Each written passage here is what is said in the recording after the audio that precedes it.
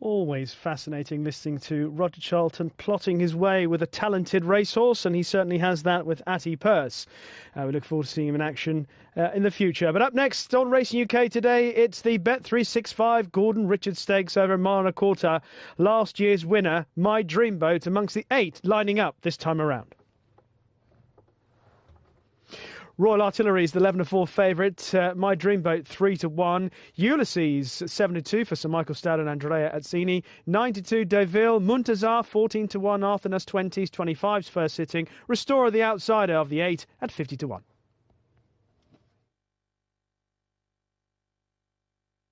Now time for the first of our group races, the Gordon Richards, and we're looking at last year's winner of this race, My Dreamboat. Yeah, good one to start with as the reigning champion. I'll say he announced himself on the big stage when we were here last year, and he went on to prove it was by no means a fluke by winning Prince of Wales at Royal Ascot and running well in the Irish and English champion. He's followed by the grey Restorer there, just behind on the left. Lowest rated of these, last of 9 in his reappearance at St Cloud, which is his first run since Gilded, and as I say, he looks up against it. It's an understatement. Back round to the left-hand side, and we can pick up Ulysses, who was the winner of the Gordon Stakes last season for Sir Michael Stoud and ran really well in America on his final start. Yeah, in the Breeders' Cup, and he's a fascinating 4-year-old because he's still quite lightly raced, and you get the feeling we haven't seen the best of him yet. Behind him, number 1, Arthanas. Listed winner in France, Group 3 placed there as well, but meets genuine group clauses today. A fascinating contender immediately behind is number 7, and that's Royal Artillery. Biggest and heaviest in the yard, and he is a big boy, to be fair. He really is a slab of a horse, and he's the type you'd imagine who surely will get better with age. And he is followed by number 3. Actually, I think we might leave number 3 to head out into the distance, and perhaps we can spin round almost 180 degrees, actually, back round to this horse immediately behind. He's number 4, Muntazar, who's a really interesting contender. 2 handlers, Jim Crowley will be riding for Owen Burrows. We only saw him twice, this horse, last season. Yeah, absolutely. Last time we saw him at the July meeting, and he presumably had something amiss after that. On what he's done, he's not good enough, but I'm sure we haven't seen the best of him yet. OK, so that is Muntazar, is an interesting contender. He's still an entire by Dubawi. Now, the horse that's coming right across the paddock towards us here is number 2, Deauville, who was placed in the Dante last season. Yeah, second in the Dante, third in the Arlington Million. On those pieces of form, he'd be right in the mix here, and he's had a run in Dubai, which hopefully would have primed him for this. Okay. He really is looking well, actually. Ryan Moore will shortly be on board Deauville for Aidan O'Brien. And so we now need to find number 3, first sitting, who's just over there. The last of the horses over on the far side, with Harry Bentley already on board for Chris Wall. We saw him briefly, but not fully. Yeah, they're getting hard to fancy, really. Second lowest rated of these, and with 18 runs under his belt, it's not open to obvious improvement. OK, so you've seen all of the horses in the paddock for the Bet365 Gordon Richards Stakes Group 3. So Royal Artillery remains the 11-4 favourite, and Steve described him as a big slab of a horse. He's certainly an imposing-looking individual.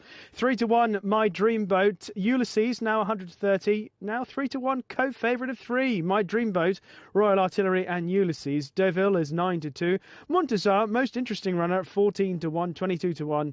Arthanas, first sitting, 25-1. Restorer remains the outsider at 50s. A decent lineup for this year's renewal of the Gordon Richards.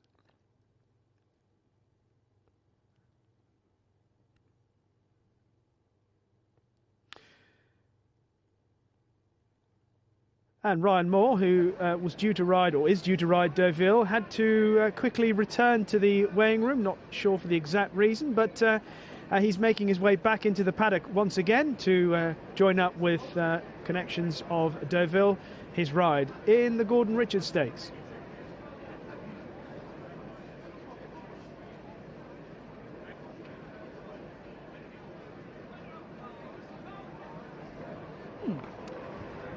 Interesting.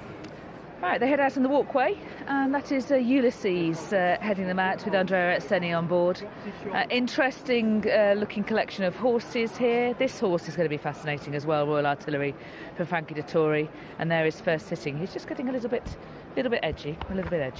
Right, so who would you like to talk about first then? Do you want to start with My Dreamboat? Do you think it's fitting to start with the horse who won this race last year? Why not? It's very encouraging, I think, for connections on one bit of evidence so far. There was certainly plenty of giving ground for the first race. It was nearly 6 seconds above standard, and even though they haven't gone the strongest pace in the world, James Doyle was saying he thought it was at least proper good ground, maybe a bit softer. That, I think, will help My Dream Boat, and he's very best form with a bit of cut, and I think he's just about got the best form on offer. He ran really well to win here, then went on to win in the Prince of Wales Stakes, and then run very well in top company in the Champion Stakes of both England and Ireland and England. So he's a genuinely well up to this class of horse, and I think it's rightful that he's the favourite, personally. Yeah, Clive Clocks was out walking the course and checking the ground, brought his horse here to see, and obviously clearly satisfied with what he saw. Yeah, and absolutely, and maybe I'm sure he and Kirby have discussed where they want to be. There's scant evidence of that at the moment, but maybe they have a plan. But they've got a horse who's got a great chance. Albeit, of course, that James Doyle described the ground as overwatered after our first race. Yeah, interesting. The winning rider saying that, which is less usual. But anyway, there's certainly no firm in the ground, I wouldn't have said. OK, so My Dream Boat has his sights set on the Prince of Wales again, potentially. He's also in the Coronation Cup and the Tassels Gold Cup. That is Royal Artillery, who also has a Prince of Wales Stakes entry, and he is very lightly raced compared to many of these. His best performance, perhaps when winning the Rose of Lancaster, the Group 3, but he also performed with some credit behind Almanzor at Deauville. In France, absolutely. And he's only had 5 starts, and given the size of him, I mean, he really is a bull of a horse. It'll be amazing if we've seen the best of him yet. You feel he must be the type of horse who is going to sort of grow into his frame and improve. He may need a run. There's a lot of horse to get fit, but the yard couldn't be in better form, and the last time we saw him, he was definitely going the right way. And Ulysses, same comments apply, really. Absolutely, and again, you factor in as well the fact that Sir Michael Stout trains him, and this is the sort of horse that over the years he's done particularly well with. A good class 3-year-old who develops into an even better class 4-year-old, and that's perfectly possible. I also think at the moment he gets a 1.5 miles, definitely. I think a stiff 1.25 miles, I think I still slightly prefer. As long as they go at a decent pace, I think that will suit him. Well, certainly the entries that Sir Michael Stout has made concurs with that. He's got entries in the Tassels Gold Cup and the Prince of Wales, none of the significant 1.5 mile targets. Yeah, and the only negative in their point, they probably would prefer slightly quicker ground, ideally. I think most of his best form, I know he won his maiden, he ran very well he won his maiden, and softest ground's a 2-year-old, but generally speaking, I think his best form has come with decent ground.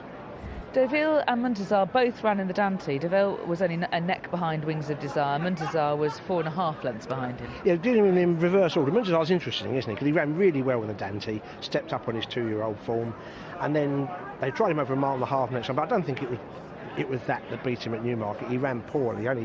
He was well held, and we haven't seen him since, which suggests there's been something wrong. He needs to come back to even better form than his Dante to win this, but I'm glad he's remained in training. And Deauville, not only with that good run there, went second there, he's third to Mondialiste in the Arlington Million, and he's a good class horse. I would say the balance of his form is just below 2 or 3 ahead of him in the market, but only just, and he's got the advantage of having had a run, even if he wasn't at his very best, in Dubai. OK, so there is Deauville. And then we've got Beyond Muntazar, who, after the Dante, we only saw once when he finished last of 7 in the Princess of Wales Stakes over 1.5 miles. So clearly things didn't go well for him. He was also very keen on both of his starts last season, wasn't he? So he needs to calm down, basically. Yeah, certainly, like they wanted to say, that second one was over 1.5 miles, and if ever he's going to have 1.5 miles, he's going to have to settle, isn't he? This is a tough ask, first time out, but we know from his Dante form he's pretty good. And are the 3 outsiders rightfully the 3 outsiders? Well, Restorer and First Sitting have got tons to do on what they've done. Arthenis, I think, is a listed class horse, and he's capable of running OK in Group Company, but this is a proper Group 3, I think. There are genuine Group 3 horses at the head of the market. I was slightly concerned about the ground for him, but that has been slightly allayed by the first race. Well, you thought it might be too quick for him, yeah. I think at the moment, I know if they had one bit of evidence, but I think if we call it good ground and slowish good maybe, we're not going to go far wrong. OK. Good racing here at Sandown today, and this is the first of 3 group events. It's the Bet365. Gordon Richards and Simon Holt has the call. Deauville about to go in under Ryan Moore. Arthenis and Royal Artillery waiting. Royal Artillery in the dark blue jacket worn by Frankie Dettori walking up. And Arthenis and Tom Queally. We're just about set now for the Bet365 Gordon Richards Stakes over 1.25 miles, and they're off and away. And Deauville is the first to bound on from Restorer. Royal Artillery on the outside, also pressing forward, followed by Montazar and Ulysses in the noseband. Athenas is towards the inside of first sitting, and at the back is last year's winner My Dreamboat as they race through the first quarter mile. Deauville to the inside of Royal Artillery. Ryan Moore from Frankie Dettori. Montazar in third place. Restorer restrained now, the grey in fourth. In fifth on the inside is Athenas. Then in the crossbelts, the nose-banded Ulysses. My Dreamboat demotes first sitting to last place. Well down the back straight, and Deauville as they race in the centre of the course. Deauville from Royal Artillery. Montazar is third, and then Restorer, followed by Athenas to the inside of Ulysses, My Dreamboat and first sitting, and soon they'll be running towards the turn out of the back straight. So on their way now towards this bend, and Deauville for the Aidan O'Brien team on the inside of the John Gosden trained Royal Artillery. Montazar is close up in third, then Restorer, Athenas, and then Ulysses further back from My Dreamboat on the inside and first sitting. Maybe the pace just slackened slightly as they ran towards the end of the back straight. Deauville by a half length to Royal Artillery as they run to the final half mile now, and the turn for home, and this stiff home straight here at Sandown in the Gordon Richards Stakes. Deauville on the inside of Royal Artillery, followed by Montazar and Restorer. Then back on the inside is Athenas, moving up quite stylishly. In the noseband, Ulysses is coming with a run. In behind them, My Dreamboat and first sitting. And now the pace is on. Royal Artillery challenging Deauville. Over on the inside, Athenas without much racing room, just to the inside of Montazar. Wider out, Ulysses is striding home now with great purpose and is set alight by Andrea Anzini. And it's Ulysses deep on the course. Deauville on the far side with Royal Artillery as they meet the rising ground. Ulysses, Deauville battling off the challenging Royal Artillery up towards the line. Ulysses on the near side, Deauville on the far side. They're split wide apart, but it's Ulysses coming home best. Ulysses wins from Deauville. My Dreamboat staying on a little late in third. Then Montazar and Royal Artillery.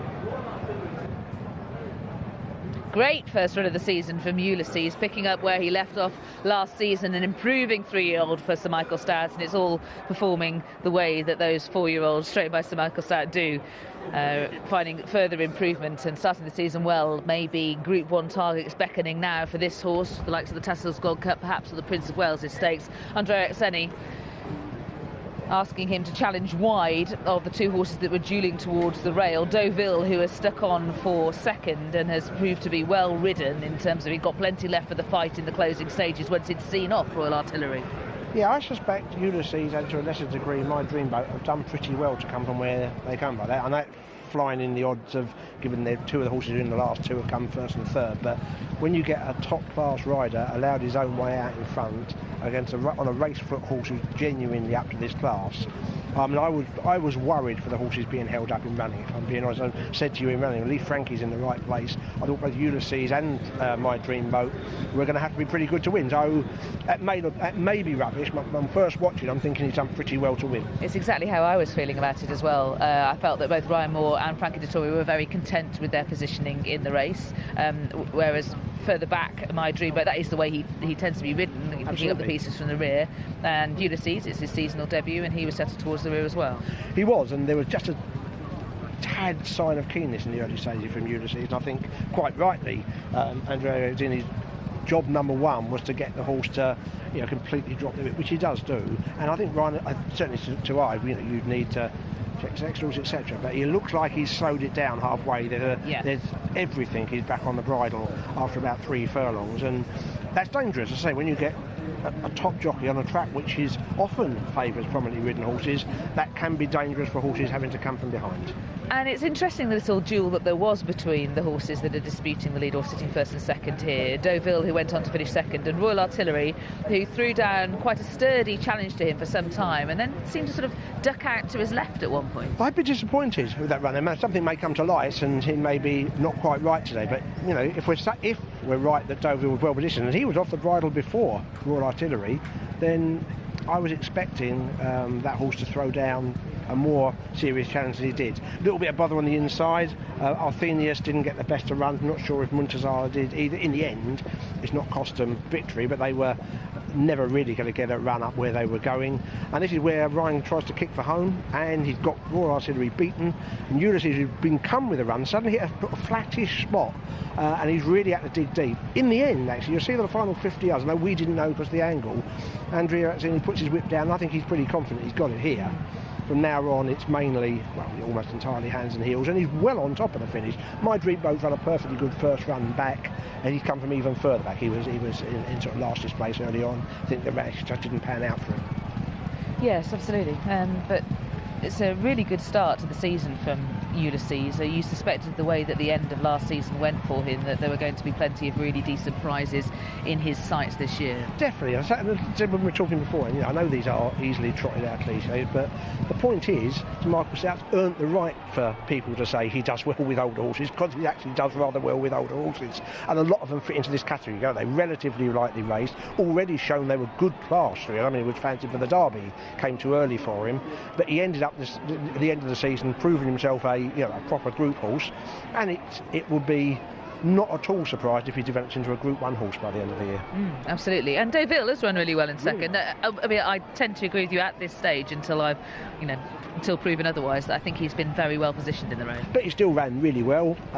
He was below his best in Maidan last time. Presumably that's put him spot on for this. And I say, remember, this horse is second in the Dante, third in the Lawrence. He's a good horse, and he's run another very good race.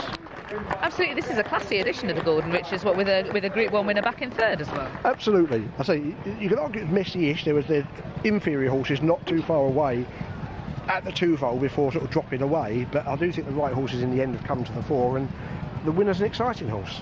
He very much is. Group 1 entries over 10 furlongs coming up on his agenda later on this season, and he couldn't have started this term any better than he has in the hands of Andrea Azzini, beating the well-positioned Deauville, and now he's in the winner's enclosure for Sir Michael Stout. An 8th win in the Gordon Richards Stakes for Sir Michael Stout. He's won it with some very smart horses. Perhaps Singspear might have been the best of them. But he's got another exciting older horse to deal with, and that's Ulysses, who won this year's renewal of the Gordon Richards Stakes at 3-1 under Andrea Azzini for Flaxman Stables Ireland Limited. Second was Deauville at 9-2. My Dreamboat, last year's winner, a creditable return, 11-4 favourite back in third. Give you the times. Reminder that there's a bit of extra distance to the track today at Sandown. Andrea Azzini has just won the Gordon Richards on Ulysses, a horse that was improving fast towards the end of last season and has picked up where he's left off. Yeah, no, he's obviously a horse that we've always liked. Sir Michael always thought very highly of him, and yeah, he's a horse that's always been a little bit immature, probably mentally and physically as well. This year, obviously, today's the first time I sat on him since last year, and he's strengthened up a lot. Physically, he's got stronger, and mentally, he's a lot more mature as well. And last year, he used to pull in his race a little bit, but today he seems to settle nicely off a very slow run race. And Yes. But no, he did everything right, and he got up top really well.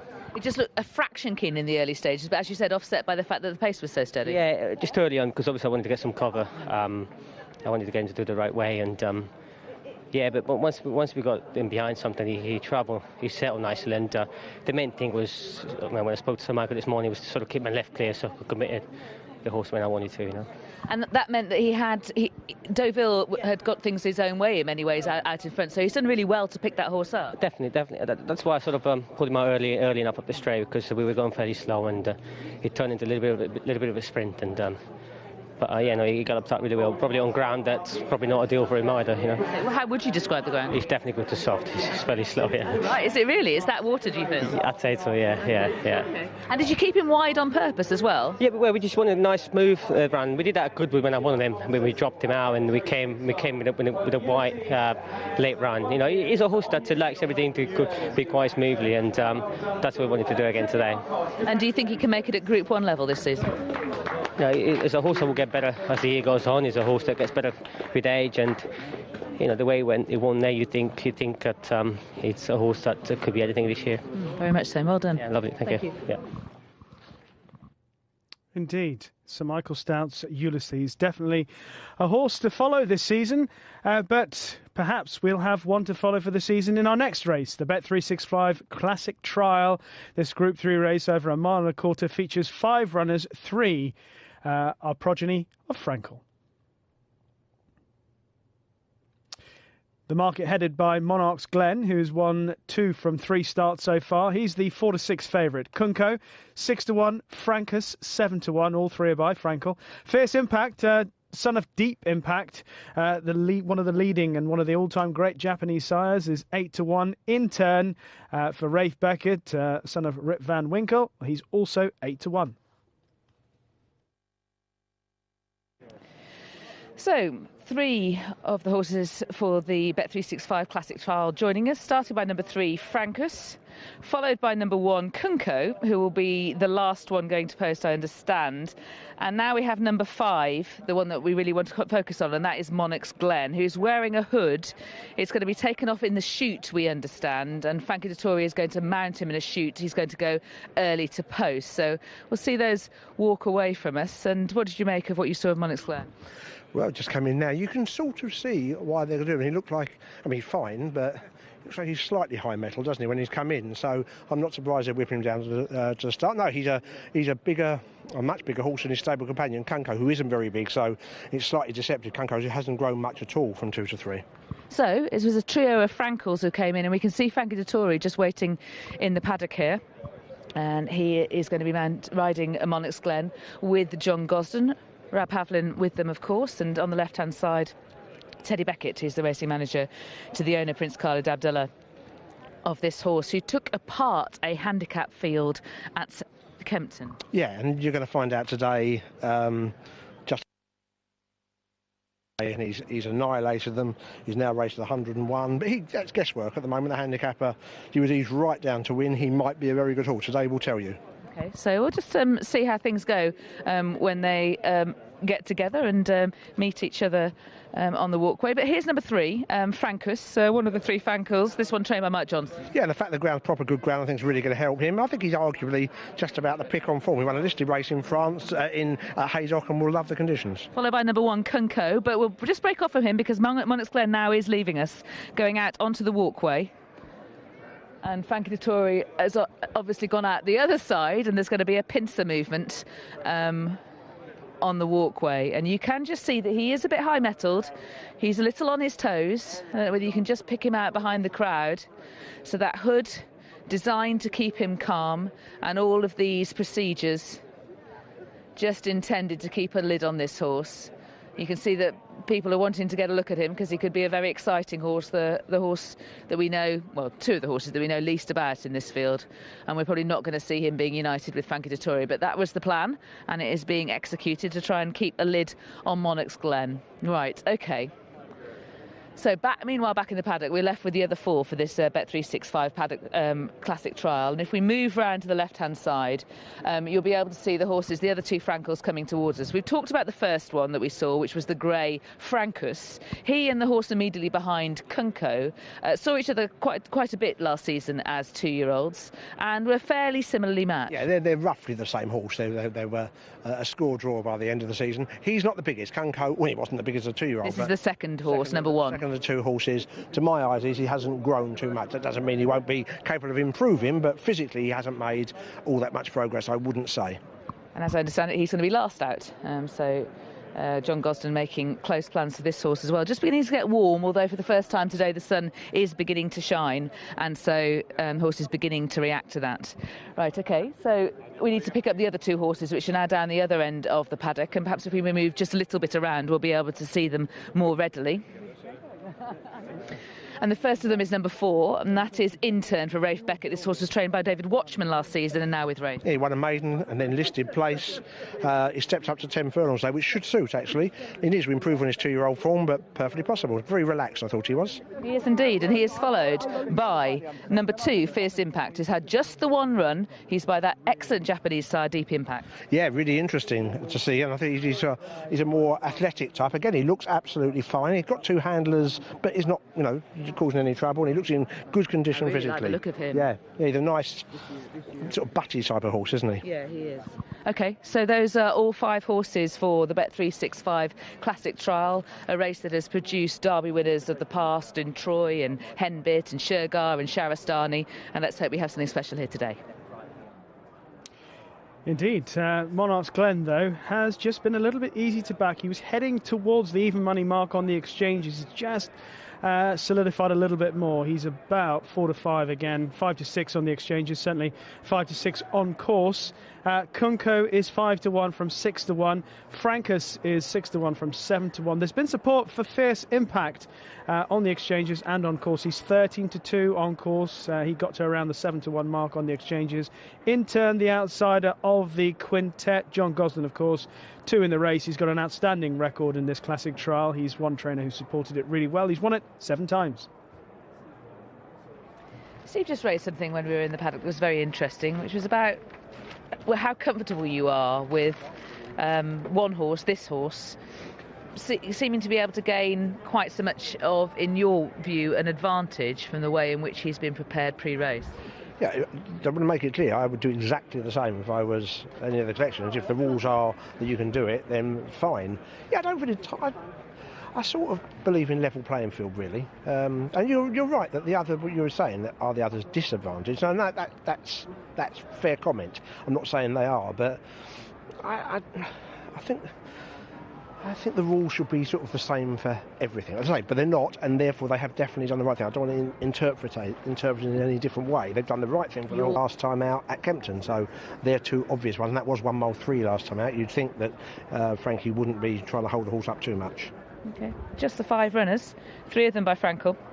It's going to be a fascinating edition of the Bet365 Classic Trial, and it would be good to have a good winner of this race. And if it is going to be a good winner, it could well be that last horse who's going in now, Monarch's Glen, in the hands of Frankie Dettori. Let's join Simon Holt. He has the call. The 5 runners are lined up, and they're away racing. Kunko restrained, leaving the stalls. Monarch's Glen out in front very quickly from Frankus second. Fierce Impact in the claret jacket is third, then in turn in dark blue, and Kunko is last of the 5, about 7 or 8 lengths behind the free-going leader, Monarch's Glen. Monarch's Glen by a length and a half, with Frankie Dettori trying to restrain him in the lead here. He's quite exuberant. From Frankus in second, then Fierce Impact, followed by in turn and Kunko towards the back. So continuing on down the back straight, about halfway down the back straight, Monarch's Glen held together in front here, slightly fighting the rider. Frankus in second place, then Fierce Impact, followed by in turn, and Kunko remains held up by Robert Tart in last place in the orange colours. So on their way now towards the exit from the back straight, and it's Monarch's Glen and Frankie Dettori in the coloured Abdullah colours, the pink cap on the inside of the grey Frankus, then Fierce Impact the inside of In Turn, Jamie Spencer and Fran Berry third and fourth, and finally Kunko.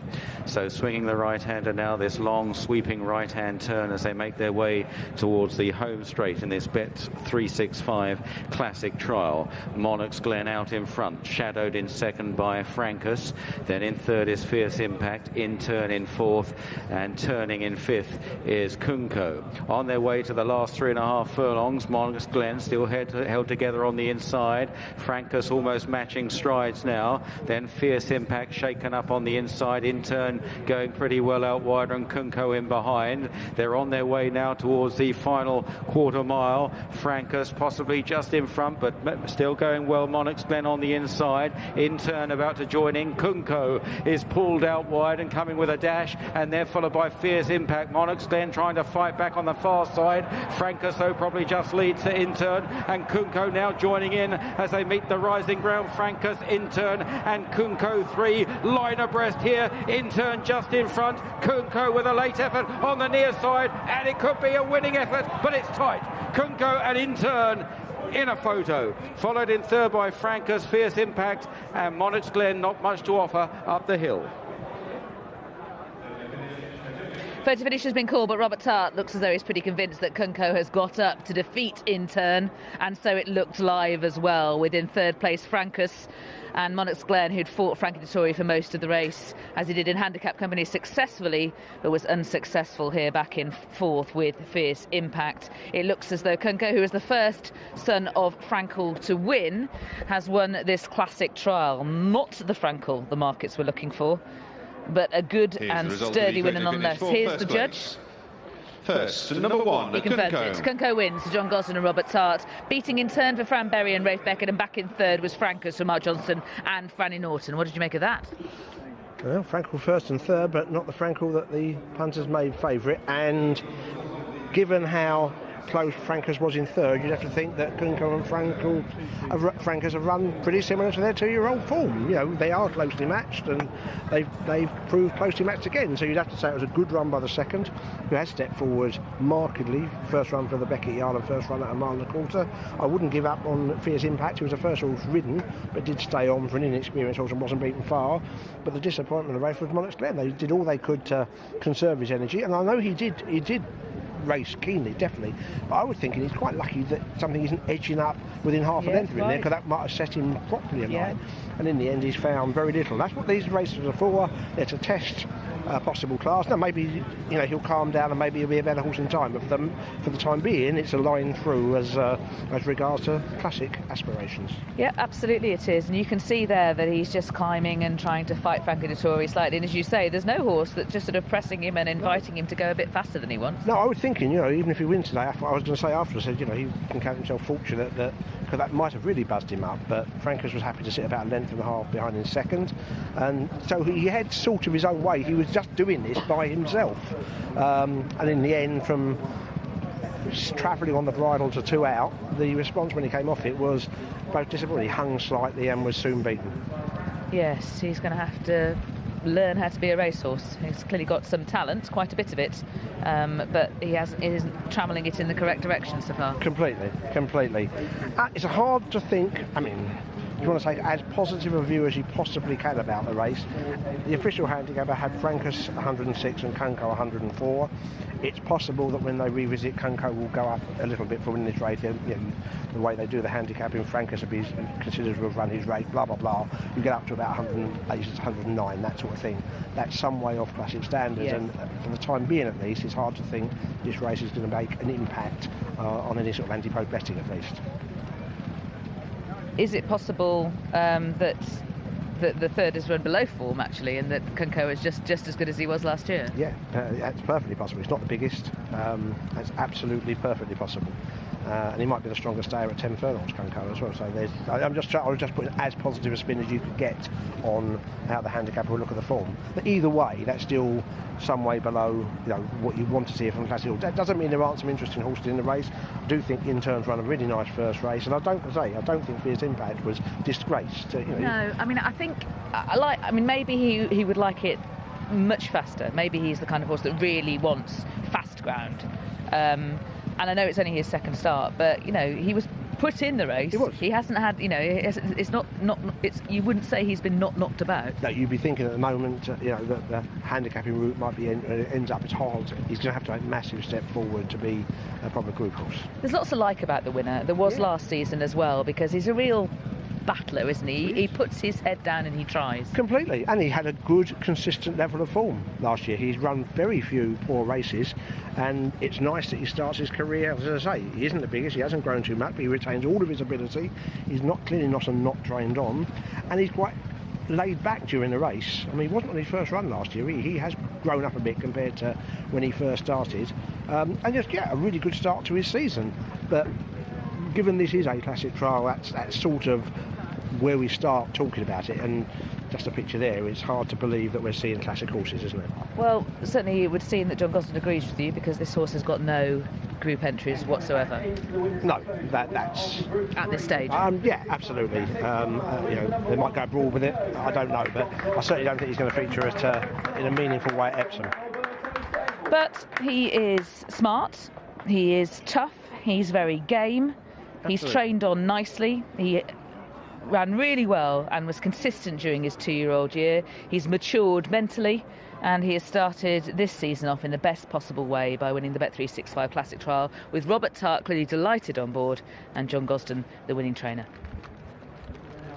You can see how much that success meant to Robert Tart. A clenched fist as they crossed the line aboard Kunko, trained by John Gosden for the Don Alberto stable. 5-1. Kunko, of course, was the first of the Frankel progeny last season to hit the track, made a winning start, and he's won this classic trial. Second was Intern at 12-1. Monarch's Glen went off the 5-6 favourite, only fourth. Let's give you the winning time at Sandown. Kunko's winning time, 2:14.33. That was just over 9 seconds slower than the Racing Post standard. It's just won the classic trial here at Sandown for John Gosden, but the favourite Monarch's Glen has disappointed. Contrasting fortunes for your two sons of Frankel. Let's focus on the positive first, off. Kunko is a really gritty performer. He's a first foal. He's not very big, but he's got a heart as big as a lion, and he's run really well in all of his races. He's Frankel's first winner. He'd be his second group winner. So look, he gives you everything. He wasn't running here just for fun. I told Robert, who knows him at home, Rab would have been riding me, he's ridden him a lot in his races, just to sit back in fifth, and it'll get busy up front and just come late, because you'll see out every inch. He wants a mile and a half now, but that was very stiff mile and a quarter today. They've done a beautiful job for the jumpers tomorrow. A little bit testing for our dainty little flat horses. Yes, a number of people have been saying that. The jockeys have been making that point. Yeah. Where next for this horse, Kunko? Well, I was thinking of going to the Chester Vase. I may still go there with a Group 3 penalty. Would well be a possibility. He wants the full mile and a half. You've got to stay around Chester. So I could see him going, if he's well, I'd see him going to Chester. Okay. In his early days, Kunko was a bit gassy. Monarch's Glen is obviously still a lot gassy. He is. In fairness to him, he was never particularly comfortable, and it is at its most watered through the bottom bend, and he seemed to lose his action. And frankly, I see he was holding on to a horse who seemed to be changing his legs and hanging a bit. So I think, look, I'm making no great excuses. Some horses go on all ground, but it obviously didn't suit him today, and we will live to fight another day. It's a little different to running at Kempton, bouncing off the poly tracks. It's a little bit different. Clearly, temperament-wise, though, you were doing everything you can to keep a lid on this horse, and it's something that all trainers are having to manage with these very talented but very spirited sons of Frankel. I think they are wonderful horses. Funny enough, Cracksman, who won at Epsom on Wednesday, is Mr. Laid Back, so he's quite the opposite. There's no doubt that Henry, I used to have to watch him every day, Frankel. He's coming up, John, watch him, and he always had him settled in behind him. He did the most brilliant job training him, but he let him know he was the boss. And I think you don't bully them, but all they really want to do is just run like the wind. And some of them are that way, but others I've got 2 or 3 that are quite the opposite. So as far as I'm concerned, they're amazing athletes, strong body, good boned. They've just got this wonderful wildness in them, which I think is quite exciting. And are you confident you'll show Monarch's Glen who's boss? Well, I'm doing my best at the moment. It didn't go entirely right today, but, look, he's still a young horse. He's still a young horse. Plenty of time. Best of luck. Thank you very much. Sigh of relief at Perth. Definite Outcome, who took that crashing fall, has thankfully got up and is walking away. So we are delighted to bring you the good news. The favourite, Definite Outcome, is up on his feet and seemingly okay. We're looking ahead to the Bet365 Mile, a Group 2 race at Sandown. Up next, non-runner here is number 6, Mondialiste, leaving a field of 9. And Cool Company is the 9-2 favourite. Sovereign Debt 5-1, along with Dawn of Hope. Cougar Mountain 6-1. Tashweek 13-2. 8-1 Jalota. Gabriel 9-1.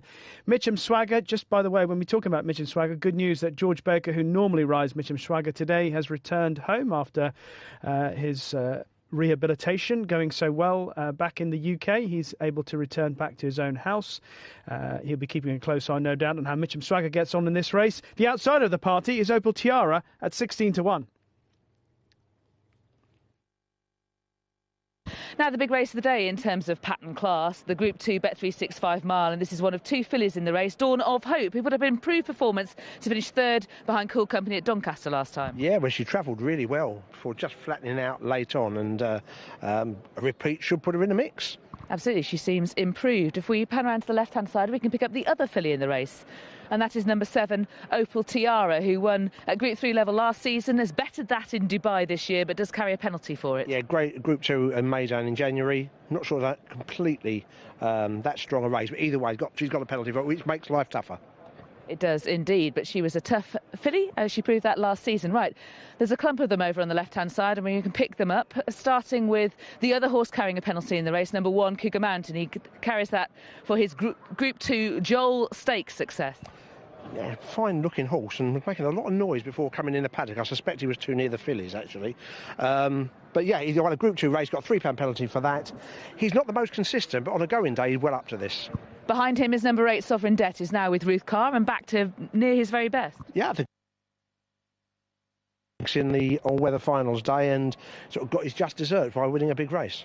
Behind him is number 2, Gabriel, who was a very good 4th in the Lincoln last time. Yeah, and a regular in races like this, was 5th in this last year.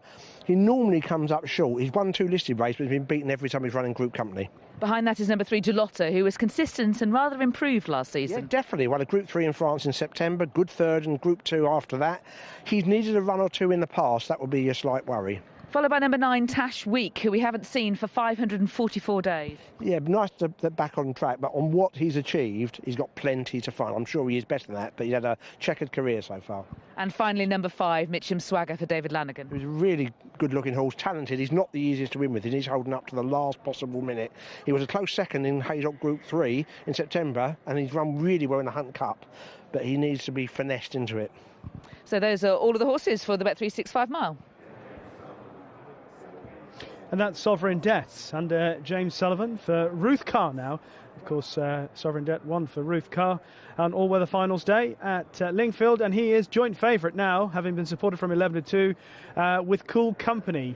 It's 5-1 Dawn of Hope. The joint favourites are 9-2. 5-1 Dawn of Hope. Cougar Mountain is 6-1. Tash Week 13-2 from 7-1. 17-2 Gelotta. 9-1 Gabriel. 14's Mitcham Swagger, and Opal Tiara the outsider at 20s. Cool Company is the favourite on the exchanges at the moment. Joint favourite though on course with Sovereign Debt. Yeah. Joint favourites then, as Richard was saying, on course. That is Gelotta heading to post, whom Charles Hills feels might come on for this run, and all of these horses are going to be streaming to post, and we're going to talk more generally about the race, but start with Cool Company. I was really impressed with his win back at Doncaster, where he kind of got shuffled back. It was a combination of getting shuffled back and Ryan Moore wanting to wait and use a burst of speed, but in the end he had quite a bit to make up, and he did so really readily in the end. And I suppose added to the good second behind a Stid car last season, I was thinking, well, this is a horse that's going to be able to make it back in top pattern company. Yeah, in the past he's running good races, hasn't he? And he looks like he's returned this season, you know, as good as he's been for a while. And I certainly think he was value for all that he won by, and a little bit more at Doncaster. As I say, in the past he has made the running, but he was held up just behind the pace this day. Yeah, he was originally trained by Richard Hannon, winning the Papin and the Railway as a 2-year-old, and then the Craven as a 3-year-old. He then went to Chris Waller over in Australia, but didn't really cut much ice over there. But he seems to be coming back to his very best for Richard Hannon over here. Of course, won this race with Tourmore last year, and his father before him has a very strong record in this event. So Cool Company, an interesting contender. Pat Dobbs riding here today. Sovereign Debt has been with a variety of yards. He's been at Michael Bell's and David Nichols, and now he's with Ruth Carr, and he threatened at Kempton to put up the performance he then managed at Lingfield last time. Yeah, she's done really well with him. Yeah, it was a familiar story at Kempton, as in travelling well, running into trouble, and then finishing late, and a case of what might have been. There's been so many of his runs in his career, partly because of the way he's ridden, and particularly on the all-weather, sometimes you need the brakes. But he got them at Lingfield last time out, and he showed, you know, he's a really good class horse. Again, he's well up to this company. He's fully effective on turf, and he comes here, you know, for obviously in very good to be ready first time up. And the outside of the field is a Group 2 winner. Yeah, it's a good race. It's a deep race, but there's a lot of horses. There's not all that much difference between them in terms of what they've achieved, I thought. This is a fascinating edition of the Bet365 mile, and Simon Holt can unfold it for you. They're set to go at the mile start. and away. Cool Company's bright white blaze showing prominently in the early stages. Sovereign Debt is handy, the grey, and on the outside the white blaze filly Dawn of Hope is going forward as well as they gallop through the first furlong. Cool Company on the inside, followed by Sovereign Debt, Jalota. Dawn of Hope is just looking for a bit of cover just to the outside of Cougar Mountain, and then Opal Tiara, Tash Weeks on the outside, Mitchum Swagger and Gabriel in the grey jacket is at the back of the field. So the Doncaster winner Cool Company leading the way to Sovereign Debt as they run into the bend. In third is Jalota in the pink and green jacket, Cougar Mountain fourth, just fourth on the outside of the filly Opal Tiara. Then in the dark green is Dawn of Hope, who's taken back through the field by Andrea Azzini, and the last three, Mitchum Swagger, Tash Week in the blue and white colours of Sheikh Hamdan, and finally Gabriel. They're quite well strung out, indicative of a brisk pace, and it's Cool Company and Sovereign Debt. They have a break on the field. Jalota is third, Opal Tiara on the inside of Cougar Mountain. Then Dawn of Hope pulled out wider now, followed by Mitchum Swagger and Gabriel, and Tash Week now just the back marker. Inside the final three, and Sovereign Debt looming up on the outside of Cool Company. These two go nose to nose. Jalota is just in behind them. Cougar Mountain under a drive. Dawn of Hope down the outside with a staying on run as they head towards the final furlong. Sovereign Debt wears down Cool Company. Gabriel running on from the rear under Frankie now in the grey jacket. Then Jalota, Cougar Mountain and Opal Tiara. But it's the ever consistent Sovereign Debt from Gabriel, who's staying on strongly up the hill. Sovereign Debt from Gabriel. Sovereign Debt again from Gabriel. Tight for third, Opal Tiara on the far side of Jalota. Couple of golden oldies in first and second. 8-year-olds fighting out the Bet365 mile in 2017. Sovereign Debt wins it for James Sullivan and Ruth Carr, return the 9-2 joint favourite from Gabriel, who was just teasing down at the start and, as usual, ran his race really well for Frankie Dettori and Richard Fahey was second. Jalota's run really well on his seasonal debut in third position for Jamie Spencer and Charles Hills. And here are the closing stages where Sovereign Debt has been ridden more prominently than we're usually used to seeing him, and he managed to brush aside Cool Company. He was ridden very differently to how he was at Doncaster, and at this point you feel that Sovereign Debt has it in the bag.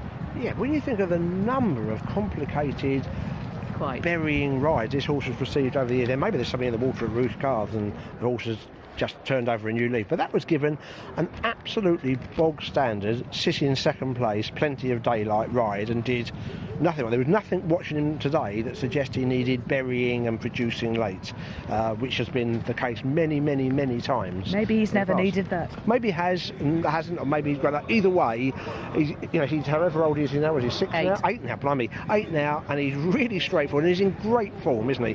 Fully effective on turf or all weather, and very willing and a genuine horse. And like you, I have a soft spot for Gabriel, who's been saying another placed effort, and he's run an absolute storming race. There were contrasting rides. One sat second, one sat stone last.